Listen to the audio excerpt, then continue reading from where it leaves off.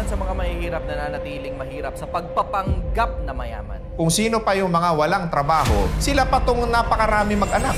Umabot na sa 109,035,343 ang bilang ng populasyon ng Pilipinas.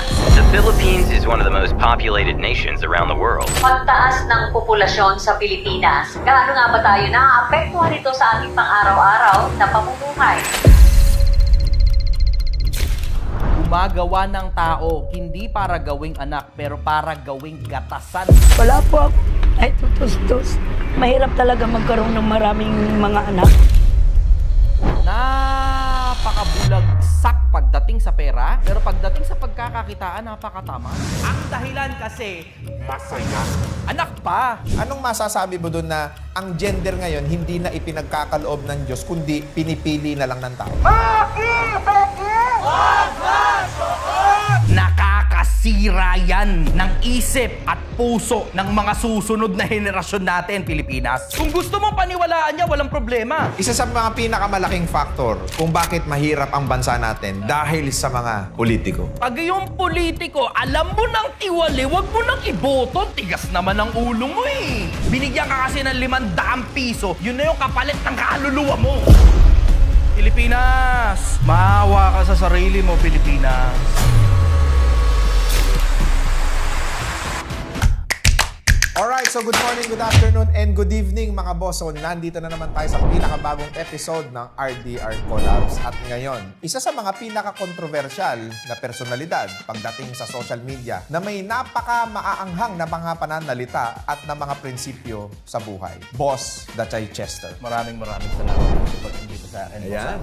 Alam mo, natutuwa ako dun sa mga video na pinopost mo sa social media. Although maanghang ang iyong pananalita at talaga namang grabe, no? Nakakapanindig balahibo. Ito yung mga nag-trending sa'yo ng mga sinasabi tungkol sa responsibilidad ba ng isang anak na tustusan at sustentuhan ang kanilang mga magulang kapag sila ay tumanda na. Hindi ko na maalala eksakto sinabi ko sa dami ng mga videos eh. Pero ang paniwala ko tungkol sa mga magulang at saka sa mga anak. Trabaho ng mga magulang na sustentuhan yung mga anak nila until such time na kaya na ng mga anak nila yung buto-buto nila. Obligasyon din ng mga anak sumuporta sa mga magulang nila pag either may sakit o senior citizen na o kailangan sila ng magulang nila. Pero as much as possible, ang mga magulang, trabaho nila na magkaroon at gawan ng kinabukasan yung mga anak nila, hindi para gawing insurance na pag tinatamad na silang magtrabaho, eh hihingan at pipigaan nila yung mga anak nila ng pera kahit hindi pa kaya ng mga anak nila kasi nagsisimula pa lang sa buhay. It is actually a cultural problem na responsibilidad ng anak ang kanilang mga magulang. Eh minsan, ang anak nag-uumpisa pa lang din eh. Totoo. Wala pa ring resources, wala pa ring masyadong pwedeng maipagkaloob. Ni sarili nga nila, hirap pa silang buhayin eh. Tapos uuobligahin ng magulang na pagka hindi napagkalooban, hindi napagbigyan, eh nagiging masama sa mata ng maraming tao. Tama po yun. Isa sa mga nagiging problema natin yan ngayon eh. Kasi may mga magulang na hindi naman talaga nag-aanak para magkaroon ng anak. May mga magulang tsumamba lang na hindi pa naman talaga sila handang mag-anak. Pero tsamba nagkaanak. Yung mga ganong tao sa mas madalas na pagkakataon, sila yung mga taong tamad sa buhay, nag-aantay lang ng biyaya galing sa kapwa-tao, and even worse, yung mga iba sa kanila, gumagawa ng tao, hindi para gawing anak, pero para gawing gatasan ng mga magulang. Isa sa problema natin yan sa lipunan, yung mga magulang na irresponsable at mga tamad, walang ibang gustong gawin kundi umasa sa ibang tao. Pag wala na silang ibang aasahan, ang inaasahan na lang nila yung anak nila, pero hindi sila gumagawa ng sarili nilang kinabukasan. Hindi, wala naman kasing masyadong oportunidad dito sa Pilipinas. Ang daming libre sa mundo. Yung podcast mo lang libre, 'di ba? Napakaraming matututunan ng taong bayan galing sa iyo. Kung paano magnegosyo, kung paano magsimula ng kahit na anong endeavor ng mga ordinaryong taong bayan, kung paano sila makakausad sa buhay. Pag sa panahon ngayon, hindi ka pa rin umusad, kasalanan mo na lang yan. Hindi eh, wala talagang oportunidad eh. Ang hirap talagang umasenso, hirap yumaman. Madali lang kasi sabihin na tamad sila eh. Pero ang totoo lang talaga, kulang talaga eh. Sabi nga raw nila, kulang daw ang opportunity. Pero hindi naman ako kinapos sa opportunity kahit noong mga panahon natutulog pa ako sa kalsada eh. Nagtatabag ako ng pasahero, naghahalo ako ng semento, nangangalakal ako ng basura. Pero hindi ako kinulang ng kahit ano. Bakit? Kasi mismong si David din ang may sabi, Panginoon, wag mo akong pagdukhain ng lubha, baka magnakaw ako. Wag mo rin naman akong payamanin ng lubha, baka makalimutan ko. magsalita. Hinihingi kasi sa Diyos yan. Ang hirap kasi sa iba, hindi kasi kayo marunong magdasal. Nakakalimot kayo eh. Sa panahong masarap yung buhay ninyo, nalilimutan ninyo yung gumawa sa inyo. Yun ang problema natin eh. Tapos sa panahong hirap na hirap ka, maaalala mo Diyos. Alam mo, totoo yan. Kung sino pa yung mga walang trabaho, kung sino pa yung mga palamunin, kayo pa yung mahihilig tumaya sa mga sugal-sugal. Exactly. 'Di ba? Kayo pa yung mga mahihiling maglibang sa buhay na wala ka nang trabaho, gabi-gabi lasing ka pa. Nag-anak-anak ka, tapos napaka-irresponsable mong magulang. Alam mo, kung sino pa yung mga numero unong gano'n ang style ng pamumuhay nila, lalo na sa mga padre de pamilya, sila pa tong napakarami mag-anak. Ito tanong ko sa'yo, Dachay Chester, no? Nabansagan kang isang napaka-maanghang magsalita sa social media. Ibig sabihin ba nito, yung mga taong kinakapos sa oportunidad, yung mga taong walang pera, sila ang may kasalanan kung bakit mahirap pa rin sila sa buhay ngayon? Sa madalas na pagkakataon, oo, kasalanan nila. Pero you have to put into consideration as well their parents. Kasi nabuhay sila sa isang lipunan na ang nakikita nila yung mga nakapaligid lang din sa kanila. Yung mga nakapaligid sa kanila, ginagaya nila. Ang mali nagiging tama sa mata ng bata. Kung ano ang puno, siya ang bunga. At ang bunga, hindi nalalayo sa puno. Sa mas madalas na pagkakataon, pwede mong isisi sa kanila kasalanan nila. Pero may mga pagkakataon kasi kasalanan ng magulang nila eh. Pero tama na Panis eh. Hanggang kailan ba natin isisisi sa ibang mga tao yung mga bagay na nangyayari sa sarili nating buhay? Kung pwede naman nating gawa ng paraan para tayo mismo makausad sa sarili nating pinaghirapan. Maraming mga kabataan ngayon na matatanda na hanggang ngayon palamunin pa rin ng kanilang mga magulang. Ano masasabi mo sa mga ganong klaseng tao? Mismo ang dapat nag-i-spearhead. Kung ikaw ang tatanungin ko, diploma o diskarte? Parehas. Bakit? Diploma, kasi nasa Pilipinas tayo. Napakahirap matanggap sa trabaho pag wala kang diploma. Napakahirap ma-promote kung natanggap ka man sa trabaho pag wala kang diploma. Pero pag wala kang diskarte, wala pa rin kahit may diploma ka. Parehas yan. Parehas makakatulong sa isa't isa. May mga bagay na gumana na diploma lang. May mga bagay na gumana na diskarte lang. Pero if you can collaborate both at the same time, bakit hindi? Sa palagay mo, relevant pa rin ang school system sa panahon natin ngayon? Oo, medyo outdated nga lang ng konti. Pero napakaraming bagay na mapapakinabangan dyan. Pag nag-abugasya ka o nag-doktor ka, hindi naman pwedeng tumiskarte ka na lang para maging doktor ka. Doktor kwakwa kang labas mo nun.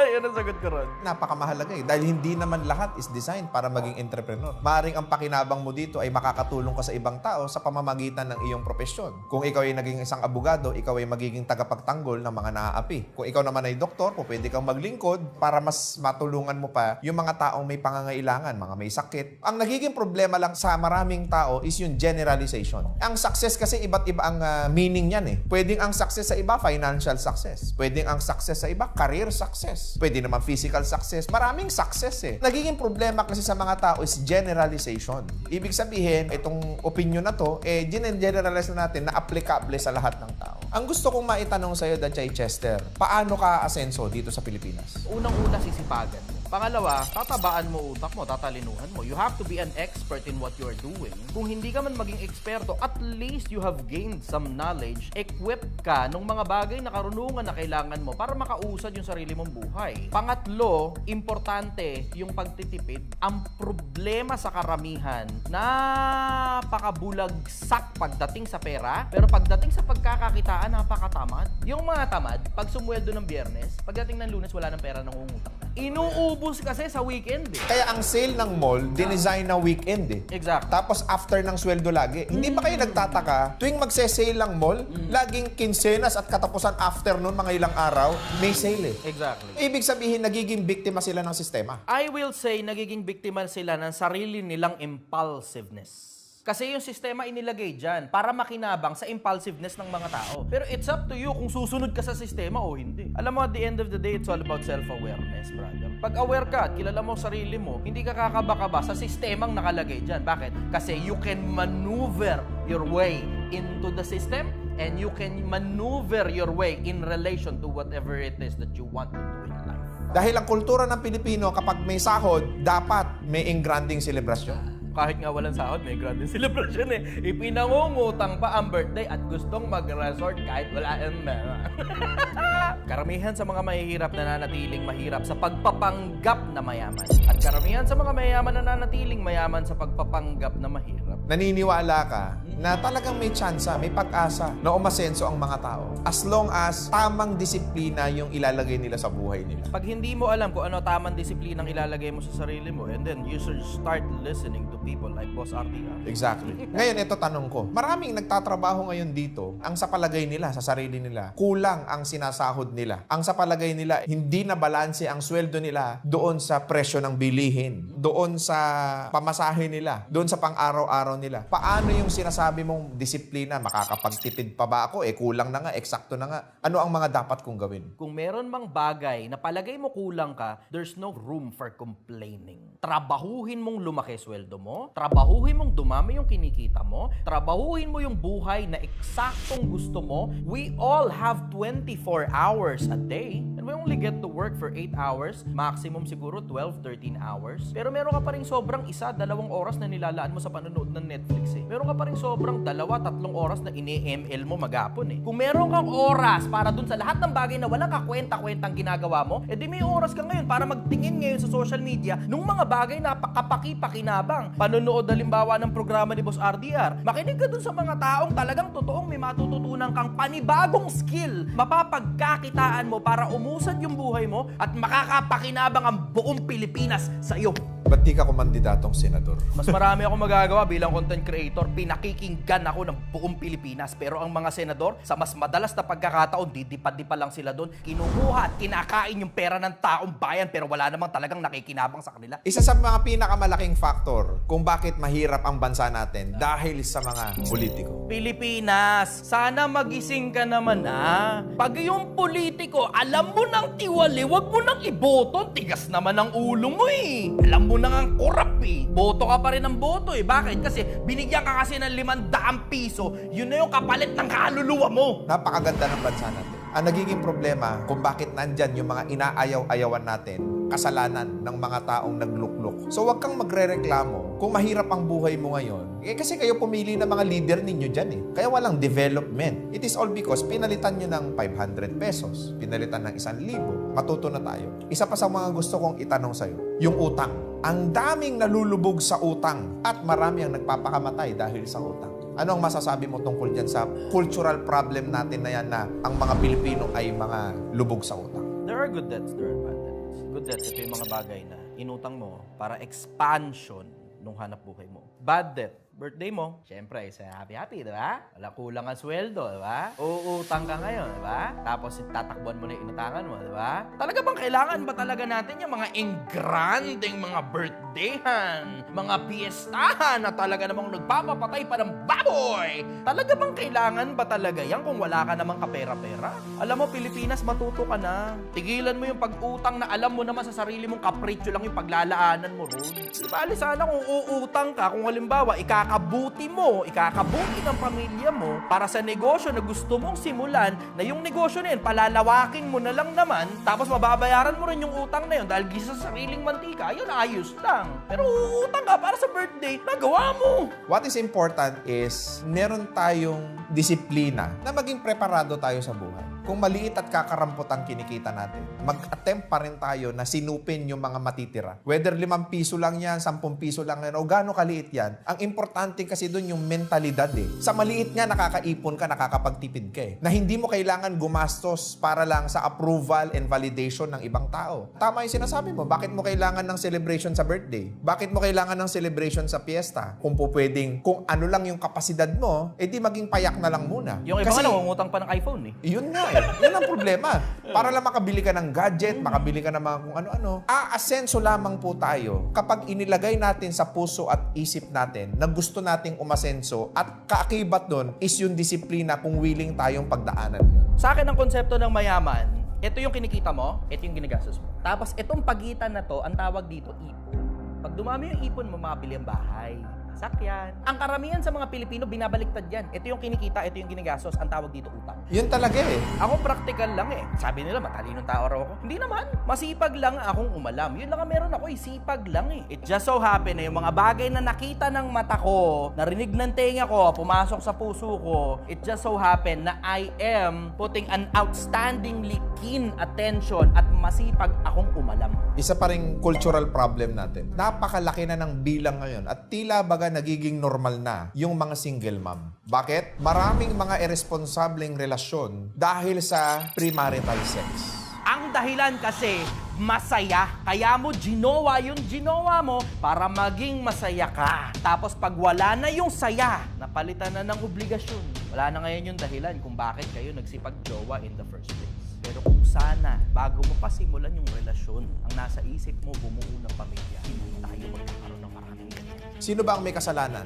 Yung babae o yung lalaki? I will say yung magulang. Magulang nila. Bakit? Supposed to be ang disiplina ng gagalit sa magulang. Kaso ito, problema eh. Kahit yung magulang, biktima rin ang magulang nila. Ikaw na single mother, yung magulang mo malamang ganun din. Kung ano ang puno, siya bunga. Bakit? Kasi itong magulang mo, lahat na lang ng ginagawa niya para sa anak. Para sa anak. Walang para sa sarili niya. Ngayon yung anak niya, yun ang nakita, ay para sa anak, para sa anak, para sa anak. Ang ginagawa ngayon, itong bata ngayon, nagmamadali rin na mag-anak. Yung anak niya nakita, ganun pa rin ang ginagawa. Magmamadali ulit mag-anak. Kasalanan talaga ng mga magulang kung bakit nabuntis yung mga anak ninyong mga babae. At kung bakit nakabuntis naman yung mga anak ninyong mga lalaki. Bakit? Nasaan kayo nung mga panahon na nagkakasala yung mga yan? Nadisiplina nyo ba? Nasuway nyo ba? Napagsabihan nyo ba? O okay lang? Pag meron kang naiturong maayos na values dun sa bata, hindi na importante kung nakikita ng mata mo yung anak mo o hindi. Mananatili siya dun sa mga bagay na naituro mo sa kanya. Importante pa na pinapalo ng magulang ang kanilang mga anak. Ang utos, turuan. Turuan mo ang bata sa daan na dapat niyang lakaran. Pagka siya'y tumanda, hindi niya hihiwalayan. Anak mo, bago mo paluin, turuan mo muna. Lahat ng bagay na batas mo bilang magulang, ipakabisado mo sa kanya. Pagkabisado na ngayon niya, tsaka ngayon, anak, kabisado mo ang batas ng papa mo. Alam mo na kapag lumabag ka dyan, magagalit si papa. At alam mo rin na pag inulit mo yung paglabag at paulit-ulit ka na lang, I have to do what I have to do to instill discipline. At hindi ko gustong paluin ka. As much as masasaktan ka, mas masakit sa akin yun bilang magulang. Dahil ako nagpalaki sa'yo mula pagkabata. Pero kailangan kong gawin yung kailangan kong gawin. Hindi mo man naiintindihan yung mga batas ko ngayon dahil bata ka pa, maiintindihan mong pag sinuway mo kung masakit, hindi mo na uulitin. Doon ngayon, dadaan ngayon, yung pagsaway sa bata sa pamamagitan ng pamalo. Naniniwala ka ba that parents before are better than parents right now? Ngayon kasi ang mga magulang di na nagsisipagturo sa mga anak nila. Bakit? Kasi add to cart. Like, share, follow. O, ito pa mabigat. Meron pang mga nasa social media na nagtuturo ng kairesponsablehan. Tapakadami niya. Meron pang nagtuturo sa social media magparami ka ng asawa mo. Irresponsable ka pa nga sa isa eh. Hindi mo pa nga napapamahalaan ng maayos. Gusto mo paramihin pa. Kung ikaw responsable ka, huwag mo ituro sa ibang tao na paramihin yung asawa nila kung ikaw marami. Bakit? Kasi si Solomon ganun din naman eh. Sasabihin, bakit ikaw si Solomon? 700 ang asawa. Oo, 700 yung asawa niya. Pero humanap ka ng talatang pinopromote niya pagpaparami ng asawa. Wala. Si Solomon, responsable. Ikaw to, karirinig-rinig mo lang nung sinabi nung kung sino mang social media influencer na sinabing si Solomon maraming asawa. Ikaw naman, nagparami ka naman ng asawa mo. Hindi na importante kung irresponsable ka pa. Hindi mo kaya pakainin yung anak mo, nagparami ka pa ng asawa. Sarili mo nga, di mo pa maiayos, nagparami ka pa ng sakit ng ulo. Anak pa! Kasi tama yung sinasabi mo eh. Ngayon, nagiging normal na lang. Kaya nga nauso yung single mother. Sa kultura natin, yung ganyan, premarital sex, normal na lang. Dati, noong mga panahon natin, naku, isang katutak talaga na interrogation sa magulang, aabutin mo niyan. Dati, ang tawag sa single mother, disgrasyada. Ngayon, single mother. Oo nga, no? Binago kasi natin eh. Ang hirap kasi sa atin, nag-a-accept tayo ng konsepto galing sa iba't ibang mga bansa na akala mo welcoming. Pero ang totoo, nakakasira yan ng isip at puso ng mga susunod na henerasyon natin, Pilipinas. Huwag kayong masyadong tanggap ng mga ideology galing sa mga banyaga. Tignan mo LGBT ngayon sa Amerika. Sila mismo nalilito sa sarili nilang kalokohan eh. Dito sa atin sa Pilipinas, ang tawag bakla. Panggap na ng lipunan yan. Walang aapi sa'yo kung hindi ka si raulong bakla. Ire-respeto ka pa rin ng kapwa-tao mo. O ngayon, magagalit kayo ngayon sa akin. Wala akong pakialam kahit magalit ka sa akin. Ang pagmamahal ko sa'yo bilang bakla, kapwa-tao rin kita. Pero hindi yun para paniwalain mo kung babae ka. Treat me as a human being. Have respect respect for me and I will respect you just the same. Huwag mong ipagsaksakan sa utak kung babae ka kahit hindi naman. Ang problema kasi, meron tayong tinatawag na gender inequality. Ano ibig sabihin nun? Yun yung sinasabi nila doon na dapat respetuhin sila kung ano yung napili nilang gender. Anong masasabi mo doon na ang gender ngayon hindi na ipinagkakaloob ng Diyos kundi pinipili na lang ng tao? Nakikita mo ngayon yung gulo ngayon ng Amerika tungkol dyan, di ba? Merong mga competition sa Amerika na pinamamahalaan na ngayon ng mga transgender na nananalo yung mga transgender dahil sa biology nilang mas malalakas sila kumpara sa mga babae na nilalabanan ngayon nila yung mga babaeng kawawang-kawawa talaga. Bakit? Kasi hindi ka parehas ng tibay ng katawan nila yung tibay ng katawan ng mga babae. Correct. Ngayon, ano nangyayari? Yung mga bakla sa kanila, nagiging oppressor na. Doon nagkakaproblema kapag ipinipilit natin. Pero tignan mo, respeto as respeto, magrespetuhan na lang tayong pare-parehas tayong tao. Bakit kailangan pa ng hiwa-hiwalay na ganyan? Magrespetuhan tayo bilang mga tao. Tapos, let us assess ourselves in relation dun sa kung ano man yung mga bagay na talagang magagaling tayo. Doon tayo mag-usap. And that's how we build the country. Hindi paparamihin mo yung dami ng gender sa buong mundo tapos isasaksak mo ngayon sa isip ng mga kabataan. Kasi ngayon sa Amerika, hindi lang basta-basta dun sa konsepto lang na ako, paniwala ako, babae ako. Hindi lang ganun Sinasaksak na nila ngayon sa mga kabataan Yun. Doon nagkakaproblema. At darating dito sa Pilipinas yan. Pilipinas! Maawa ka sa sarili mo, Pilipinas. Di ba nagkaka-issue na rin tayo sa CR? Yun. Hindi nagme-make sense kahit bakla ka, nagawin mong 3 yung CR. Di ba hindi na lang gawing isa, mas tipid pa, tapos para sa lahat na lang yun. Bago tayo matapos sa interview na to, bigyan natin ng inspirasyon. Yung mga taong nagsusumikap, yung mga taong masipag naman, talagang kinakapos-kapos lang ng swerte sa buhay. Yung mga taong lumalaban ng parehas, pero talagang inaalat pa sa buhay. Ano ang gusto mong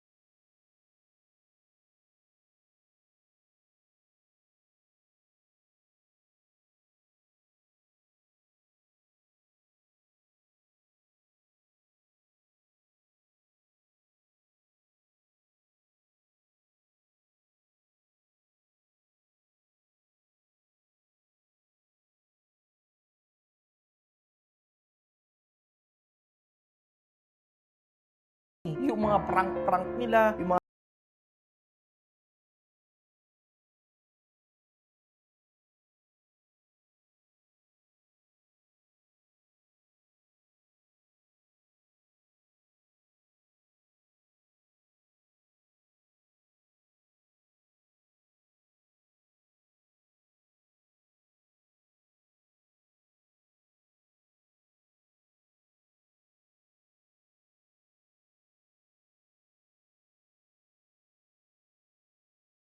mabuting tao, masamang tao ako.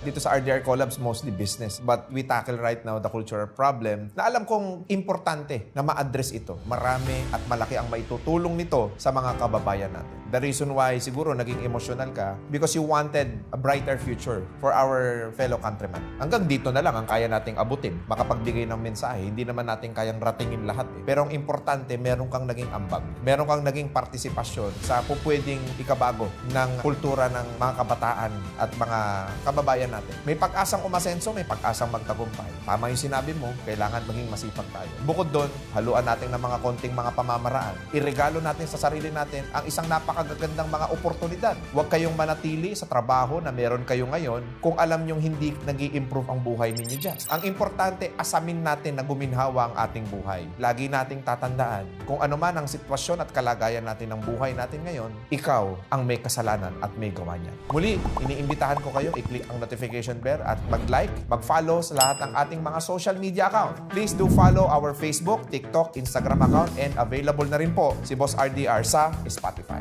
Muli, magkita-kita tayo mga boss. Maraming salamat and God bless sa inyong lahat.